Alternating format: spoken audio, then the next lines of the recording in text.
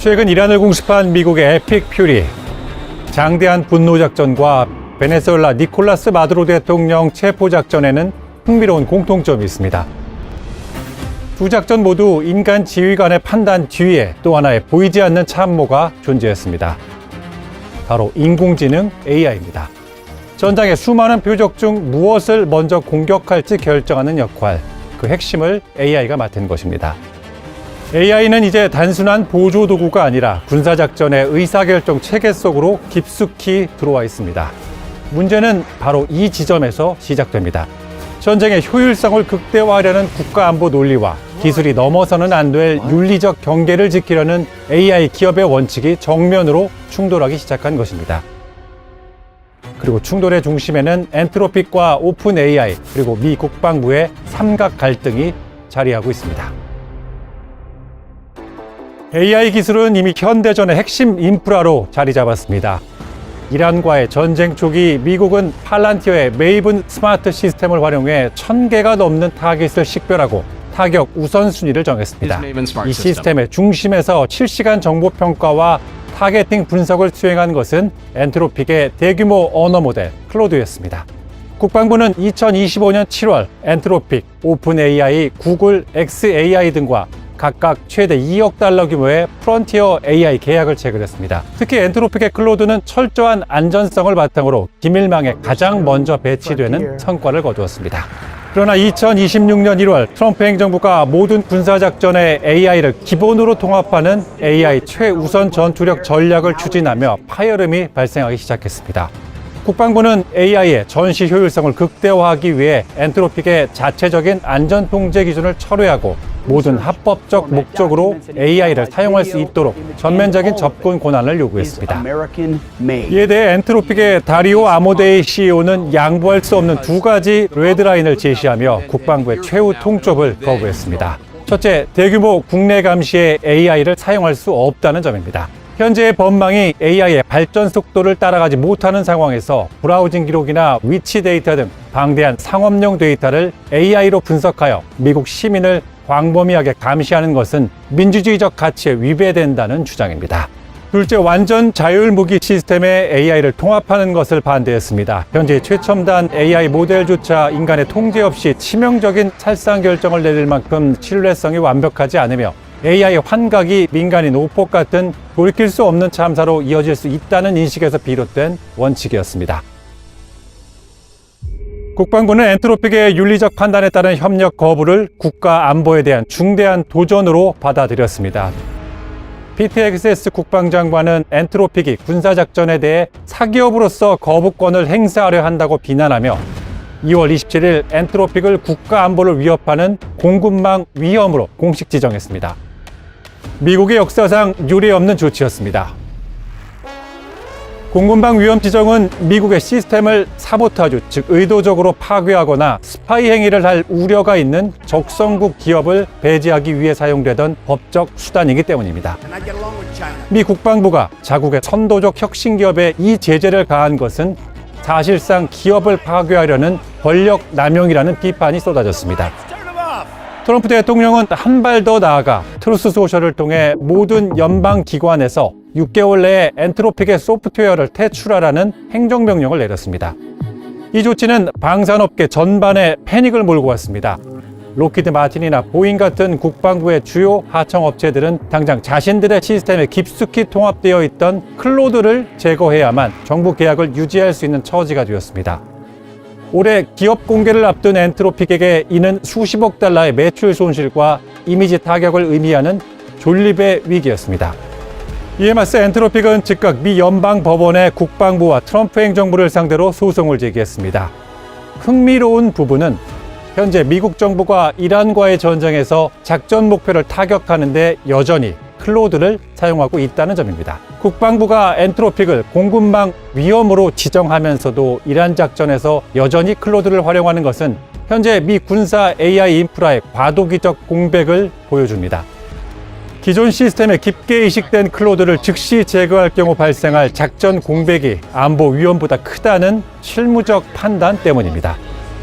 즉 이번 제재는 즉각적인 퇴출보다는 강제적 굴복을 이끌어내기 위한 고도의 법적 압박 수단이자 오픈 AI 등 대체제가 완전히 준비될 때까지 시간을 벌기 위한 양면 전술로 분석됩니다.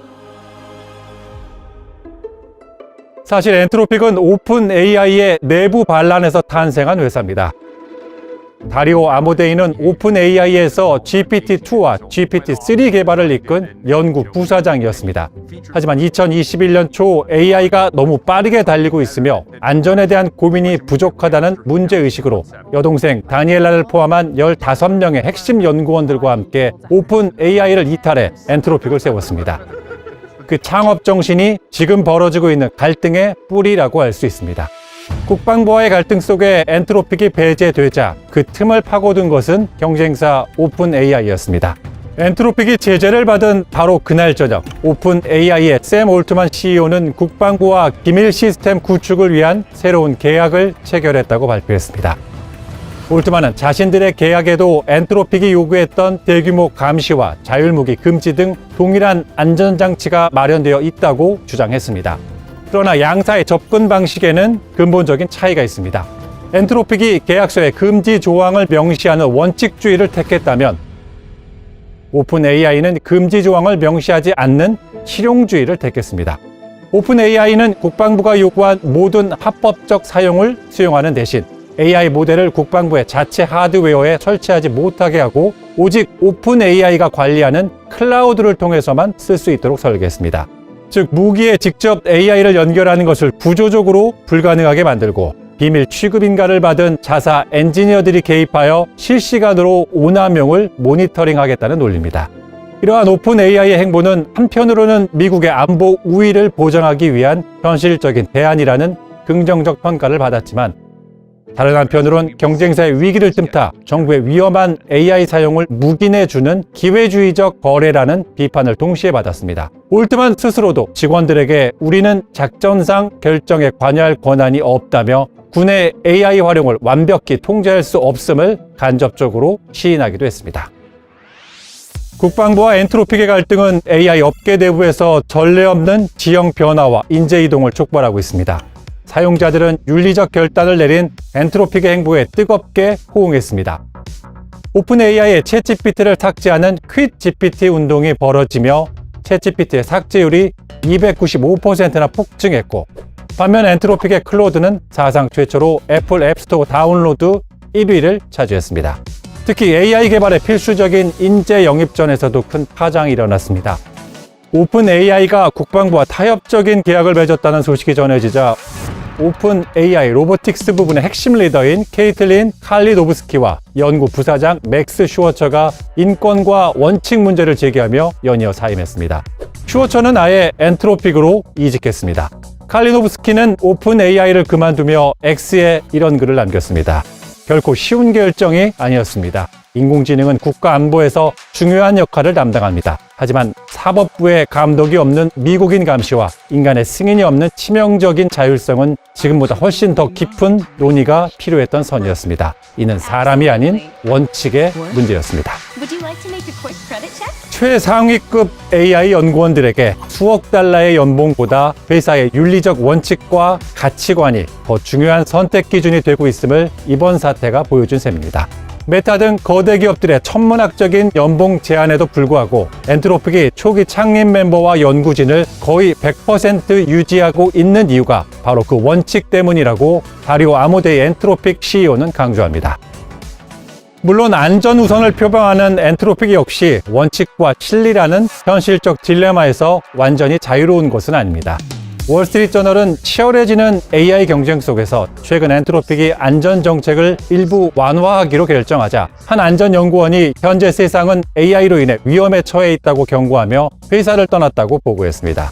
원칙을 지키려는 엔트로픽조차 시장의 압력 앞에서 내적 갈등을 피할 수 없다는 현실을 보여주는 사례입니다. 현재 진행 중인 엔트로픽과 미 국방부의 대립은 21세기 국가안보에서 AI의 역할과 민간 혁신 생태계의 독립성을 규정하는 이정표가 될 수 있습니다. 물론 지정학적 현실을 외면할 수는 없습니다. 알리바바, 바이트댄스 등 중국 AI 기업들이 규제 제약 없이 군사 AI 경쟁에서 우위를 점하려는 상황에서 오픈 AI식 실용주의는 서방의 가치를 지닌 AI가 글로벌 안보의 주도권을 유지하기 위한 불가피한 선택일 수 있습니다. 그러나 트럼프 행정부가 국내 최고의 혁신 기업을 적성국 취급하며 강압적으로 길들이려 한 행태는 미국 기술 산업의 핵심 경쟁력이었던 정부로부터의 독립성과 신뢰 프리미엄을 정면으로 허무는 행위입니다. 국가안보라는 명분으로 기술을 장악하는 방식은 미국이 그토록 경계해온 권위주의 방식을 스스로 답습하는 역설이기 때문입니다. 다가오는 3월 24일 미국 연방법원은 중대한 판결을 내립니다. 사기업이 자사의 AI 기술을 전쟁이나 대중감시에 사용하지 못하도록 스스로 선을 그을 권리, 이른바 AI의 추정헌법 제1조가 법적으로 보호받을 수 있는지를 결정하는 것입니다. 결과가 어찌 되든 엔트로픽의 원칙주의와 오픈 AI의 실용주의가 충돌한 이번 사태는 AI를 손에 쥔 국가 권력을 누가 어떻게 견제할 것인가의 문제로 귀결됩니다. 분명한 점은 단 하나, 지금 그 답을 가진 사람은 아무도 없다는 것입니다. 지금까지 한방 이슈 김지영입니다. 인류를 파괴할 정도의 강력한 인공지능 모델이 나타났다. 개발 속도에 경각심을 가져야 한다. 생성형 인공지능 챗GPT의 개발사 오픈 AI 연구진들이 최근 이사회에 전한 경고 메시지입니다. 연구진이 경고한 인공지능 시스템은 인간처럼 기존 지식을 응용해 새로운 문제를 해결할 수 있는 것으로 전해졌습니다. 데이터 학습 범위 내에서만 연산할 수 있는 기존 인공지능 수준을 뛰어넘어 인간처럼 사고하고 연산할 수 있다는 얘기입니다. 연구진들은 이 모델의 연산 능력을 테스트한 뒤 충격을 감추지 못했다고 전해집니다. 인류를 파괴할 정도의 강력한 인공지능을 개발한 주인공, 최근 외신 헤드라인을 독점한 오픈 AI 창업자 샘 알트만입니다. 알트만은 지난 17일 오픈 AI 이사회에 의해 전격적으로 해임됐다가 나흘 만에 다시 전격적으로 복귀했습니다. 외신들은 이번 사태를 인공지능이 더 빨리 발전하길 원하는 사람들과 발전 속도를 늦추려는 사람들 간의 충돌로 표현했습니다. 알트만의 복귀는 속도의 승리를 대변한다고 할 수 있습니다. 그리고 속도의 중심에는 막대한 이익, 즉 돈이 있습니다. 인공지능의 중요성과 영향력이 커지는 상황에서 이번 사태를 미래에 대한 우려보다 기업의 이익이 승리한 것으로 평가하는 이유입니다. 테크놀로지, 즉 기술의 전능함을 믿는 천재 개발자의 복귀와 함께 인공지능 개발은 이제 전속력 질주를 예고하고 있습니다. 이사회는 알트만의 해임을 발표하면서 알트만이 일관되고 솔직하게 소통하지 않았다고 밝혔습니다. 무엇을 솔직하게 소통하지 않았는지 목적어가 빠져 있습니다. 해임을 결정한 구체적 이유는 공개되지 않았지만 많은 사람들은 알트만의 야망이 영향을 미쳤다고 보고 있습니다. 오픈 AI 내부자들은 알트만이 인류를 위협할 정도의 획기적인 인공지능 기술을 개발했다고 말합니다. 데이터 없이 스스로 학습하고 연산하는 인공지능 모델인데 Q스타로 불립니다. 일반적으로 챗GPT 등 생성형 인공지능은 통계를 기반으로 다음 단어를 예측합니다. 예측은 데이터 학습 범위 내에서만 이루어지며 인간처럼 기존 데이터를 활용한 응용 능력은 불가합니다. 그런데 Q스타는 데이터 학습 없이 연산이 가능합니다. 데이터에 없는 새로운 연산 문제도 능숙하게 풀 수 있습니다. 사람처럼 기존 데이터를 활용한 응용이 가능하기 때문입니다. 다시 말해 인간처럼 사고하고 추론하고 연산한다는 의미입니다. 하지만 오픈 AI 이사회는 인간처럼 사고하고 연산하는 인공지능의 능력이 인류를 위협할 수 있다고 판단해 알트만을 해임했습니다. 2015년 비영리 단체로 설립된 오픈 AI 이사회의 최우선 목적이 인공지능 개발의 속도보다 안전에 초점을 맞추고 있기 때문입니다. 인공지능의 영역을 넓히면서도 인간 우월성을 희생하지 않겠다는 목적, 즉 인공지능이 인류를 멸망시킬 수 있다는 불안감이 깔려 있습니다. 실제로 알트만이 발전시킨 새로운 기술은 인공지능 산업의 새로운 단계를 의미하는 범용 인공지능 AGI에 근접했다는 평가입니다. 범용 인공지능은 인간과 유사한 학습 및 추론 능력을 가집니다. 현재 우리가 사용하는 인공지능은 주로 특정 작업에 특화된 좁은 인공지능입니다. 데이터 입력은 필수입니다. 하지만 범용 인공지능은 인간처럼 다양한 환경과 상황에서 배우고 적응하며 다양한 문제를 스스로 학습하고 해결합니다. 쉽게 말해 영화 아이언맨의 인공지능 자비스 같은 존재입니다. 범용 인공지능은 아직은 이론적인 개념이지만 인공지능 기술 발전의 최종 목표 가운데 하나입니다. 알트만은 해임 나흘 만에 다시 오픈 AI로 돌아왔습니다. 대신 알트만의 개발 속도에 제동을 걸기 위해 해임 결정을 내렸던 이사 3명은 자리를 떠났습니다. 알트만을 해임한 이사회 멤버들이 알트만을 복직시키고 사임하지 않으면 회사를 그만두겠다고 공개 성명을 밝힌 직원 700여 명, 그리고 해임 직후 알트만과 개발자 브룩맨을 고용하겠다고 밝힌 오픈 AI의 투자회사 마이크로소프트의 지원이 복귀 협상에서 큰 힘을 발휘했습니다. 알트만의 복귀와 함께 이사회는 새롭게 구성됩니다. 기존 6명에서 9명으로 늘어날 것으로 예상됩니다. 최대 지분을 보유한 마이크로소프트가 한 자리를 차지할 것으로 예상되는 가운데 알트만의 복귀도 점쳐지고 있습니다. 무엇보다 기존 이사회에서 인공지능 개발의 안전을 중시한 멤버들이 모두 떠난 만큼 이제부턴 속도에 방점이 찍힐 전망입니다. 오픈 AI 투자자와 경영진은 이사회의 권한을 제한하는 현재와 균형이 도입되기를 기대합니다. 현재 규정상 갑작스럽게 창업자를 축출하고 수십억 달러의 사업 가치를 위태롭게 할 수 있는 권한이 비영리 이사회에 있기 때문입니다. 업계에선 오픈 AI가 학문적 이상주의에서 상업적 실용주의, 그러니까 좀 더 비즈니스 지향적으로 변할 것으로 예상합니다. 물론 이런 움직임을 걱정하는 목소리도 여전합니다. 지난해 11월 대중에 공개된 생성형 인공지능 챗GPT는 인공지능 분야에서 확실한 선두주자입니다. 매일 수백만 명이 사용하고 있고 소프트웨어 개발자의 약 80%가 경쟁사보다 오픈 AI의 모델을 더 자주 사용한다고 답했습니다. 최근에는 이미지 생성 인공지능 달리와 통합 서비스를 시작하는 등 챗GPT의 활용도는 확장하고 있습니다. 카팔은 성장세를 반영하듯 오픈 AI의 2023년 매출은 13억 달러, 우리 돈 1조 6,900억 원으로 예상되고 있습니다. 공개되지 않은 2022년 매출과 비교할 때 상당한 증가로 평가받습니다. 알트만의 복귀와 함께 오픈 AI는 최신 모델인 챗GPT-5와 다른 제품들을 출시할 것으로 보입니다. 오픈 AI 내부 관계자는 이렇게 말합니다. 직원들이 알트만의 상업적 비전을 추구하는 데 더욱 적극적으로 나설 것이며 더욱 충성심을 갖게 될 것이다. 가장 강력한 모델인 챗GPT-5에 대한 작업은 이제 전속력으로 진행될 것이다. 알트만의 가장 큰 승리는 이사회를 압박해 자신을 최고 경영자로 복귀시킨 것입니다. 더구나 최대 투자자인 마이크로소프트와 직원들의 전폭적인 지지 속에 돌아왔습니다. 그는 기술의 전능함을 종교적 수준으로 믿습니다. 2021년 밝힌 모든 것을 위한 무어의 법칙 선언문이 대표적 예시입니다. 인공지능 혁명이 지구에 경이로운 부를 창출하고 일의 본질을 바꾸고 빈곤을 감소시키는 혜택을 가져다 줄 것이라고 예측했습니다.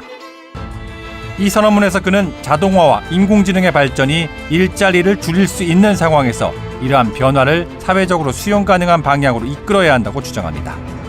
기술이 인류에게 가져다줄 미래의 혜택을 최대화하는 동시에 그 부작용을 최소화하기 위한 사회적, 경제적 대책을 마련하자고 촉구합니다. 이러한 그의 생각은 기술적 진보가 사회적, 경제적 문제를 해결하는 데 중요한 역할을 할 수 있다는 낙관적인 전망을 반영하고 있습니다.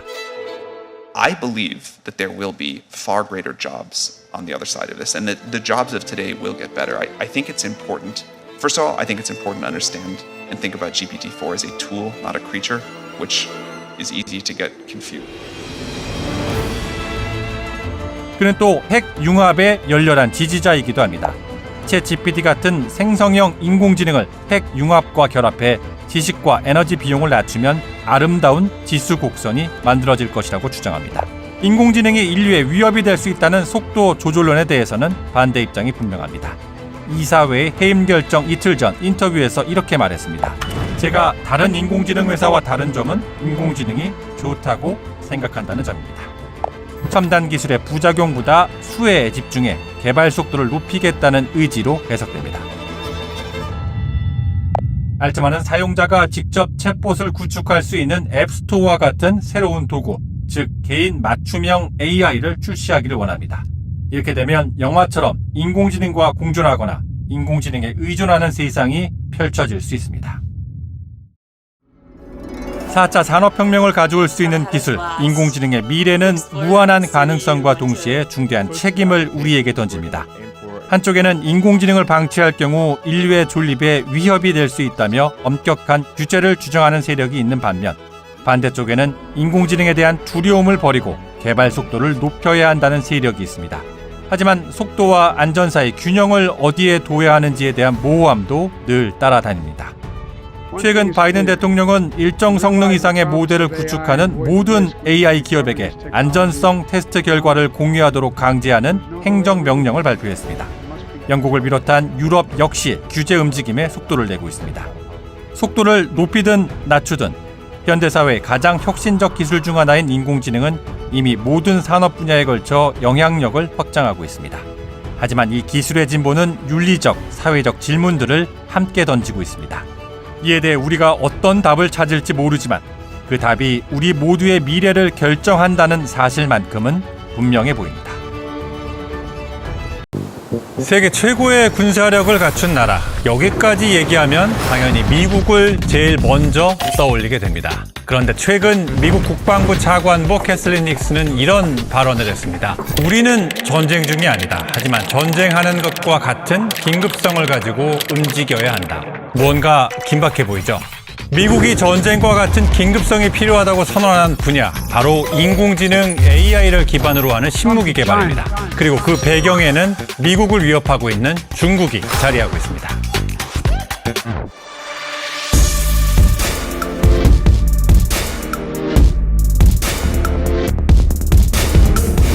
9월 초 미 국방부는 대규모 AI 함대를 구축하겠다고 발표했습니다. 향후 2년 이내에 AI 기술을 기반으로 하는 드론과 자율 시스템 네트워크를 구축하는 내용입니다. 단순히 함대에만 그치는 게 아닙니다. 작고 스마트하며 저렴한 수천 대의 공중, 지상, 해상 기반 인공지능 시스템을 생산하기 위해 수억 달러를 지출할 계획입니다. 주된 목적은 규모와 기술에서 빠르게 팽창하는 중국군의 위협에 대응하기 위해서입니다. 미국은 이미 인공지능 기반 군사 장비를 사용하고 있습니다. 이란과 시리아 등 중동 지역에서 감시 목적의 드론 등 감시 센서 네트워크인 태스크포스 59를 군사활동 목적으로 사용해왔습니다. 하지만 이것만으로는 중국의 신무기 확장에 대응할 수 없다는 게 미국의 판단입니다. 실제로 중국은 무인 자율 시스템 무기 부분에 대한 지속적인 투자로 규모와 기술에서 상당 부분 미국에 앞서 있다고 평가받고 있습니다. 2022년 미 국방부 보고서에선 중국이 무인 자율 시스템 무기를 빠르게 늘려가고 있다고 결론지었습니다. 미국의 자체 시뮬레이션 결과는 놀랍습니다. 중국의 대만 침공으로 미중 간 전면전이 발생하는 상황을 시뮬레이션했더니 미국이 우위를 점할 수 없는 것으로 나타났습니다. 중국이 남중국해에 건설한 인공섬과 해안에 배치한 수천 기 이상의 대한미사일과 대공미사일 때문인데요. 상당 부분 AI를 활용한 자율 기반 시스템을 통해 운영되는 것들입니다. 자세히 알아볼까요? 중국은 미국과 충돌에 대비해 인공섬을 포함해 중국 동남 해안에 탄도미사일을 집중적으로 배치했습니다. 이 중에는 핵탄두를 장착한 둥펑 21D와 둥펑 26도 있습니다. 사거리 4,000km인 둥펑 26은 미군의 아시아 태평양 기지가 있는 괌을 직접 타격할 수 있습니다. 그래서 괌 킬러라고 불립니다. 여기에 미군의 미사일 방위 시스템으로 요격할 수 없는 극초음속 미사일까지 있습니다.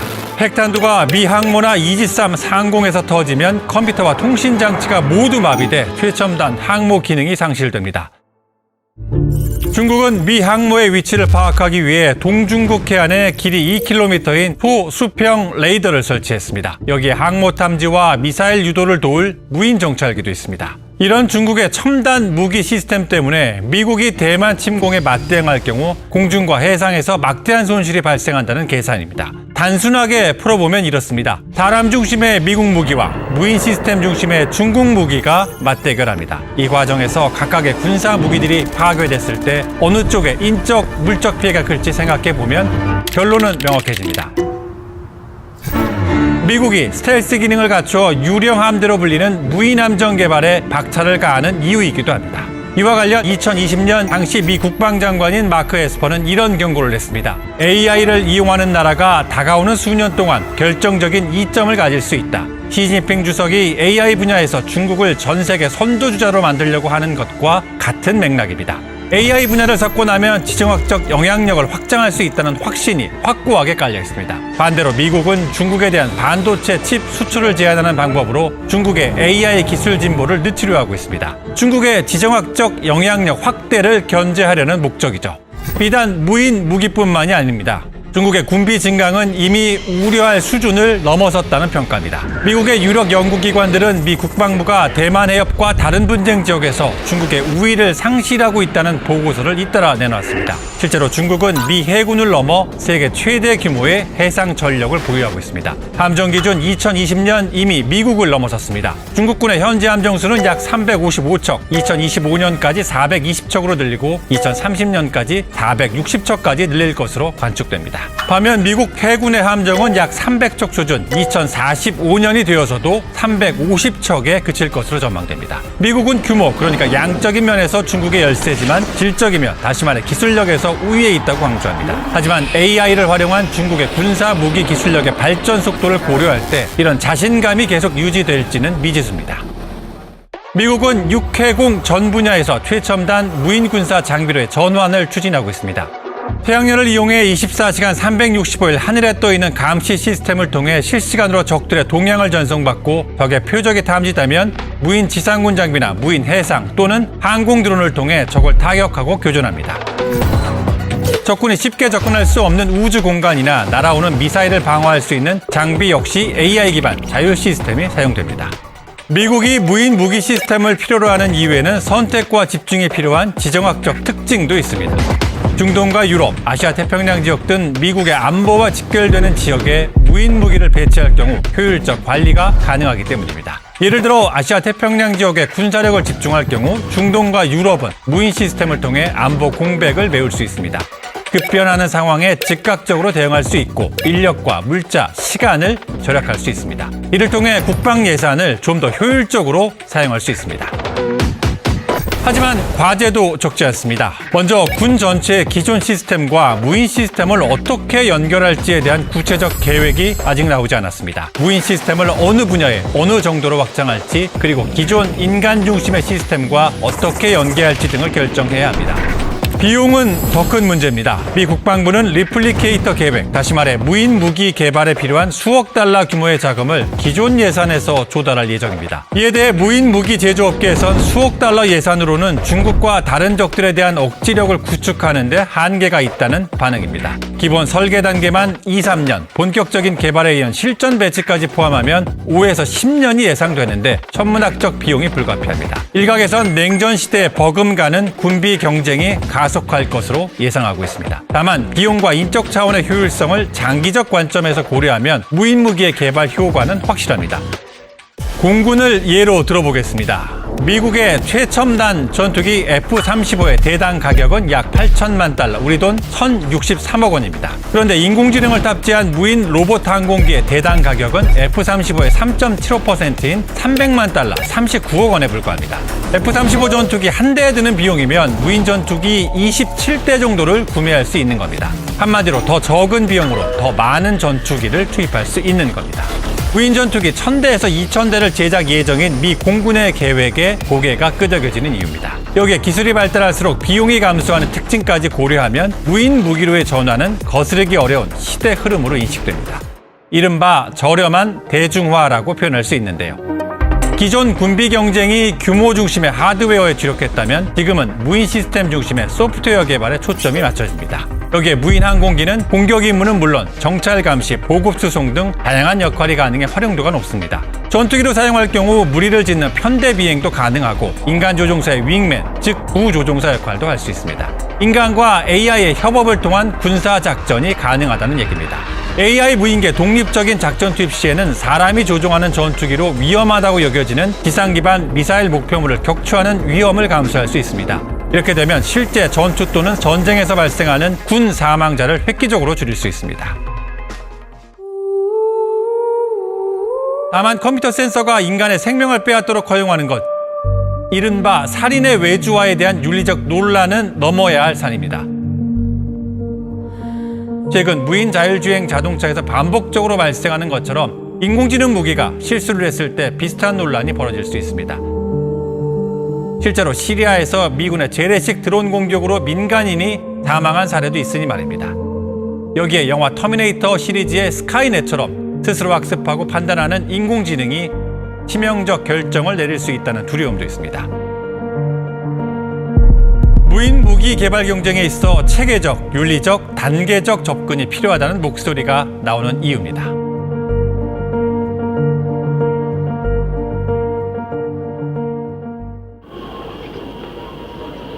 역사는 그 시대의 핵심 기술을 지배하는 자가 그 시대를 지배한다는 사실을 보여줬습니다.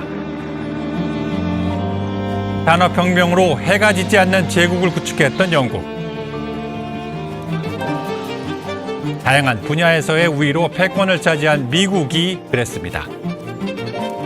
2023년 그리고 앞으로의 시대는 인공지능 AI와 이를 통한 무인 무기 시스템이 핵심 기술입니다. 그리고 중국은 이 분야에서 가장 공격적인 모습으로 미국을 위협하고 있습니다.